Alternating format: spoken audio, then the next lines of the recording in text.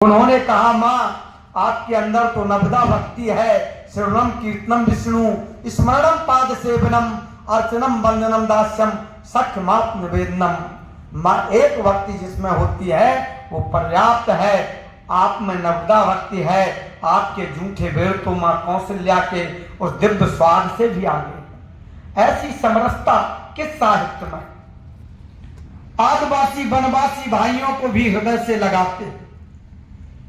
हमारे श्री वाल्मीकि जी महाराज भी बताते हैं कि जो हमारा चरित्र है, वाल्मीकि जी जो मानस का चरित्र है भगवान श्री राम का या सीता या चरतम महतम, वो महान चरित्र हमारे आदिवासी वनवासी बहनों को और भाइयों को भगवती जगत जननी मां हृदय से लगाती हैं, भगवान श्री राम उनको हृदय से लगाते हैं। समरसता का जैसी व्यवस्था हमारे साहित्य में है वो विदेश के किसी साहित्य में नहीं। हमारा साहित्य आत्मबोध से विश्वबोध की ओर कैसे जाता है। हमारे साहित्य ने बताया कि पुस्तक विमान था।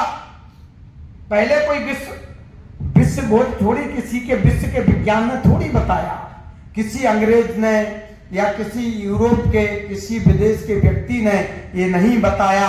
सबसे पहले हमारी रामचरितमानस में लिखा कि रावण के पास पुष्पक विमान था।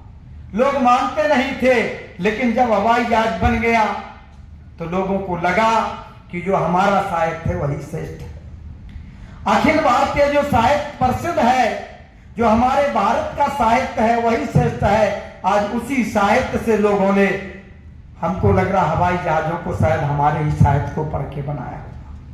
जो मिसाइलों को बनाया, हमारे पास बताया जाता था कि हमारे पास भगवान श्री राम जब अस्त्रों को छोड़ते थे तो अग्नि अस्त्र था, ब्रह्मास्त्र था, मेरु अस्त्र था। आज वो मिसाइलें बन गई। शायद हमारे ही साहित्य को पढ़ के उन्होंने इनको बनाया होगा। वास्तव में शाम संस्मरणा पुंसाम साध्या सुजंती वैग्रहा किम पुनर्दर्शन स्पर्श पास शौचासना दीदी। हमारा जो साहित्य है वो प्रत्येक लोगों को एक संत मानता है। प्रत्येक हमारे हिंदू समाज को हमारे एक से एक ऋषि हुए महाराज रविदास जी महाराज की जब बात हम करते हैं, रविदास जी महाराज ने भी इसे हमारे साहित्य को ही पढ़ के ऐसे महापुरुष हुए। हमारे ही हिंदू समाज में अपना नित्य काम करते थे, लोगों की सेवा करते थे, सामाजिक व्यवहार निभाते थे। और इसी साहित्य को पढ़ के जब हमारे सब पुजारी महात्मा कुंभ स्नान लगा हुआ था, स्नान करने के लिए जा रहे थे, वहीं पर उन्होंने कुछ दक्षिणा उन महात्माओं को दी। कहा कि ले जाओ मां भगवती मां गंगा को दे देना। तो हमारे साहित्य की भक्ति भी ऐसी थी कि रविदास जी महाराज के उस कुछ दक्षिणा को ले जाके उन महात्माओं ने जैसे मां गंगा में समर्पित किया। कलकलाती मां गंगा का उद्गम हुआ और मां गंगा ने महाराज रविदास जी की उस दक्षिणा को लेके और एक दिव्य चूड़ा को दिया, ये हमारे पुत्र रविदास को दे देना। महाराज वो महात्मा लौट के आए, रविदास जी को जैसे उस चूड़ा को दिया, ये चर्चा धीरे धीरे सभी जगह पहुंच गई। वहां के जो जमींदार थे उन्होंने कहा कि बात हमको ठीक नहीं लग रही। रविदास नित्य अपना काम करते हैं, समाज की सेवा करते हैं, तो ये कैसे मां गंगा ने इतनी श्रेष्ठ भक्ति रविदास जी की क्यों हुई। हम लोग तो रोज घंटों पूजा करते हैं, पाठ करते हैं, सामाजिक व्यवस्थाओं को भी नहीं करते हैं। हम तो ऐसा करते हैं कि बातांगु पर्णास्नास्ते, वायु और पत्तों का सेवन छोड़ के भी मैं अपना तपस्या प्रत्याहार अष्टांग करने के बाद भी मां गंगा की प्राप्ति हमने नहीं कर पाई। तो रविदास को ये प्राप्ति कैसे हो गई। रविदास जी अगर ऐसी आपके अंदर भक्ति है तो दूसरा जो चूड़ा मां गंगा ने दिया वैसा दो, नहीं आपको दंडित किया जाएगा। संत रविदास तो संत थे और परम भक्त थे। और अभी आप जो पूर्व वक्ताओं से सुन रहे थे कि हमारे भगवान जो आज भगवान रामानंदाचार्य संतों में शिरोमणि रामानंदा स्वयं रामम प्रादुर्भूतो महित, ये लोग नहीं पढ़ते। उन्होंने कहा कि कोई जात पात नहीं, जात पात ऊंचा नहीं कोई, हरि को भजै सो हरि को। उन्होंने कहा अगर आपकी कृपा हम पर है तो मन चंगा तो कठौता में गंगा।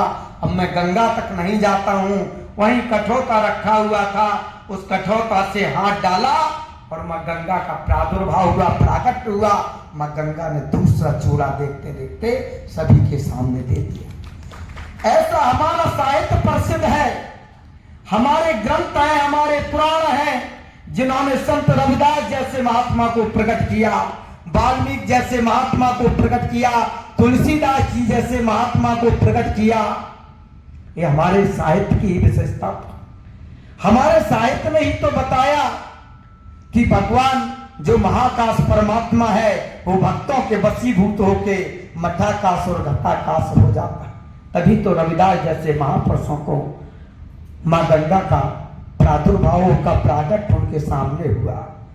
मैं आपको बता दूं, ये जो हमारा साहित्य प्रसिद्ध, जो हमारा ज्ञान है वो लौकिक नहीं है, अलौकिक है। एक बिंदु नहीं है, ये सिंधु है, ये परम समुद्र है, ये महासागर, जो इसको प्रकट कर लेता है, इसकी प्राप्त कर लेता है। और निश्चित तौर पर जो हमारा भारत है, ये भारत विश्व गुरु बनेगा नहीं, था, है और रहेगा। और जो हमारा सनातन है, लोग इसको तोड़ते रहते, इसको खंडन करने की बात करते। अभी कुछ एकाध महात्मा कुछ ऐसा बोल लेते हैं, उसको मीडिया बहुत चलाती है। मैं सबसे निवेदन करता हूं, आज अयोध्या के विषय में भी लोग बोल जाते हैं, अयोध्या मंडन करता हुआ अयोध्या है, अयोध्या उड़ता हुआ अयोध्या है, अयोध्या विकास करता हुआ अयोध्या है। आप आज अयोध्या को देखिए, दिव्य और भव्य भगवान श्री राम हमारे हृदय के मंदिर में बैठे हुए, आज भव्य मंदिर में बैठे हुए। कौन कहता है कि अयोध्या चीख रहा है, चिल्ला रहा है?